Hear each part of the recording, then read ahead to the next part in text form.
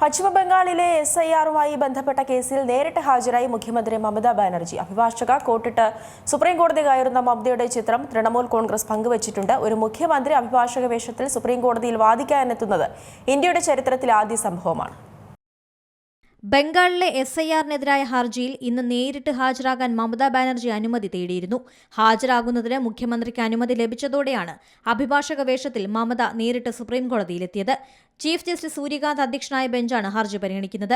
അഭിഭാഷക കോട്ടിട്ട് സുപ്രീംകോടതി കയറുന്ന മമതയുടെ ചിത്രം തൃണമൂൽ കോൺഗ്രസ് തന്നെ പങ്കുവച്ചിട്ടുണ്ട്. ഒരു മുഖ്യമന്ത്രി അഭിഭാഷക വേഷത്തിൽ സുപ്രീംകോടതിയിൽ വാദിക്കാനെത്തുന്നതും ചരിത്രത്തിലെ അപൂർവ സംഭവമാണ്. ബംഗാളിലെ തീവ്ര വോട്ടർ പട്ടിക പരിഷ്കരണത്തിൽ വ്യാപകമായ ക്രമക്കേടെന്നാണ് മമത നൽകിയ ഹർജിയിലെ ആരോപണം. SIR-ൽ തെരഞ്ഞെടുപ്പ് കമ്മീഷന്റെ നടപടിയെ ചോദ്യം ചെയ്താണ് മമത സുപ്രീംകോടതിയിൽ ഹാജരാകുന്നത്.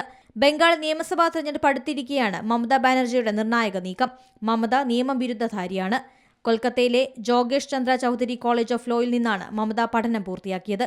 2003 വരെ മമത കോടതിയിൽ പ്രാക്ടീസും നടത്തിയിരുന്നു. National desk C Malayalam news. ഏറ്റവും പുതിയ വാർത്തകളും വിശേഷങ്ങളും വിരൽ തുമ്പിലറിയാൻ സി മലയാളം ന്യൂസ് എല്ലാ ഡിജിറ്റൽ പ്ലാറ്റ്ഫോമുകളിലും ലഭ്യം.